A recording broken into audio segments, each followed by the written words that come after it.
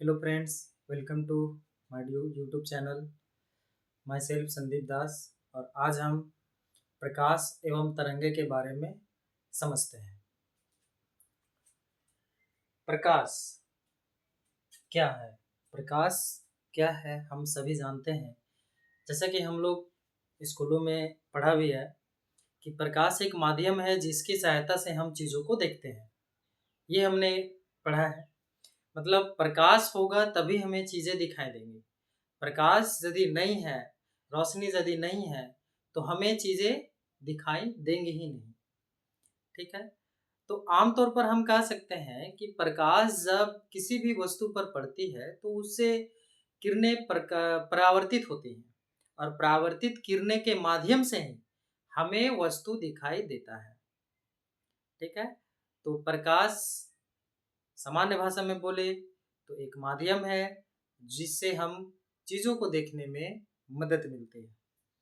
लेकिन थोड़ा सा इसको और एक्सपेंड करते हैं, थोड़ा सा इसे हम और अलग तरीके से समझते हैं, जो कि बोलता ये है कि प्रकाश ऊर्जा का वह रूप है जो विद्युत चुंबकीय तरंग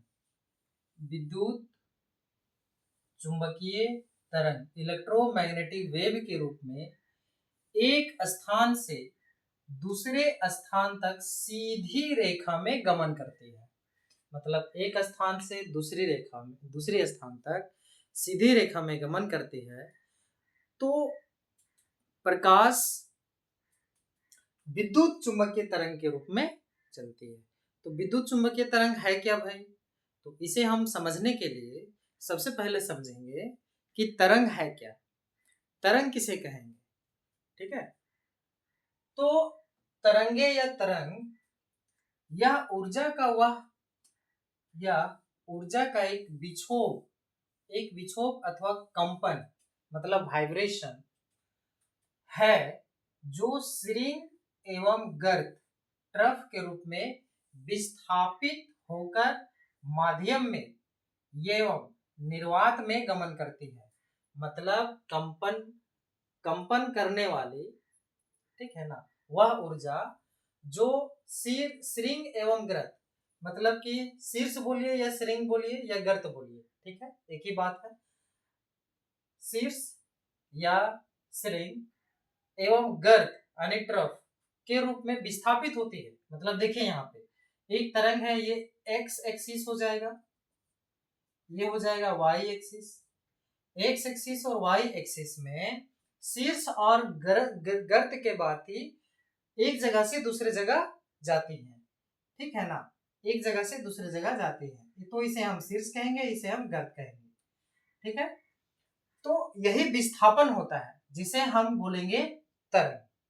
ठीक है ना? और तरंग सामान्य रूप से जैसे कि लाइट के माध्यम से उत्पन्न होती है, साउंड के माध्यम से भी उत्पन्न होती है। ठीक है ना? तो विद्युत चुंबकीय तरंग है क्या? विद्युत चुंबकीय तरंग जिसे हम इलेक्ट्रोमैग्नेटिक वेव बोलते हैं, वैसी तरंगे जिन्हें परिवहन करने के लिए किसी भी माध्यम की आवश्यकता नहीं होती। मतलब माध्यम में भी जा सकती है और बिना माध्यम में भी जा सकती है। माध्यम कहने का मतलब है ठोस, द्रव, गैस, प्लाज्मा, जो भी मीडियम होते हैं, ये सब स्टेट जो माध्यम होते हैं इसमें भी गमन कर सकती हैं, लेकिन बिना माध्यम में भी गमन कर सकती है, जिन्हें हम कहते हैं विद्युत चुंबकीय तरंगे। मतलब सूर्य से आने वाली प्रकाश किरणें जो पृथ्वी तक पहुंचती है, तो पृथ्वी ग्रह और सूर्य तारा के बीच कोई भी माध्यम नहीं है, अर्थात गैस नहीं है, न द्रव है। तो प्रकाश किरणें सूर्य से निकल कर पृथ्वी तक कैसे पहुंच रही है? यही कारण है कि विद्युत चुंबकीय तरंग के माध्यम से ही वे प्रकाश किरणें हमारे पृथ्वी तक पहुंच पा रही हैं। मतलब विद्युत चुंबकीय किरणें इनको चलने के लिए किसी भी माध्यम की आवश्यकता नहीं होती है।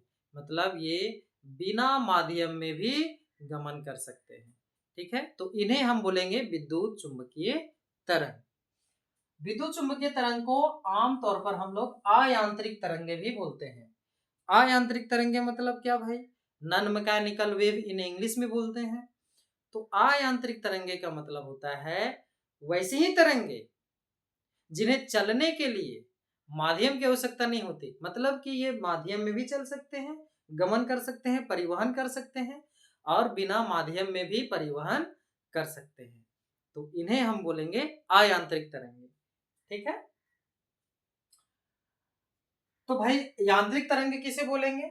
यांत्रिक तरंगे सामान्य तौर पर हम उसे बोलेंगे जो इन तरंगों को चलने के लिए, गमन करने के लिए किसी माध्यम की आवश्यकता होती है। ठोस, द्रव, गैस, ये मीडियम है, प्लाज्मा मीडियम है। तो इन तरंगों का निर्माण माध्यम में ही हो सकता है, मतलब ये निर्वात में गमन नहीं कर सकते, मतलब ये निर्वात में इनका निर्माण नहीं होता है, वैक्यूम में ये नहीं चल सकते। जैसे कि साउंड वेव, साउंड वेव जो है ध्वनि तरंगे, इन्हें हम मैकेनिकल वेव भी कह सकते हैं, ठीक है ना। और ध्वनि तरंगे लॉन्गिट्यूडनल वेव के अंतर्गत आती हैं, ठीक है ना। लॉन्गिट्यूडनल वेव क्या है, ट्रांसवर्स वेव क्या है, उसे हम नेक्स्ट वीडियो में देखेंगे। तो फिलहाल हम ये समझते हैं कि ध्वनि तरंगे भी अयांत्रिक तरंगे होती हैं, मतलब कि ध्वनि को एक जगह से दूसरे जगह जाने के लिए माध्यम की आवश्यकता है, या फिर हवा के माध्यम से थोड़ा दूर तक जा सकता है, या फिर लोहे में देखिएगा कि लोहे को हम टकराते हैं तो कंपन होती है, आवाज निकलती है, तो वो ध्वनि तरंगे ही होती हैं जिन्हें किसी भी माध्यम से हम उसको प्रोड्यूस या फिर निर्माण कर रहे हैं। तो आमतौर पर हम ये समझेंगे कि प्रकाश जो है वो एक उसे एक माध्यम के थ्रू या बिना माध्यम के थ्रू चलता है, और वह आमतौर पर वैक्यूम में भी, निर्वात में भी गमन करता है। ठीक है, तो आज हमने देखा प्रकाश और तरंगे क्या है। नेक्स्ट वीडियो में मिलते हैं नई सोच के साथ। थैंक यू, जय हिंद।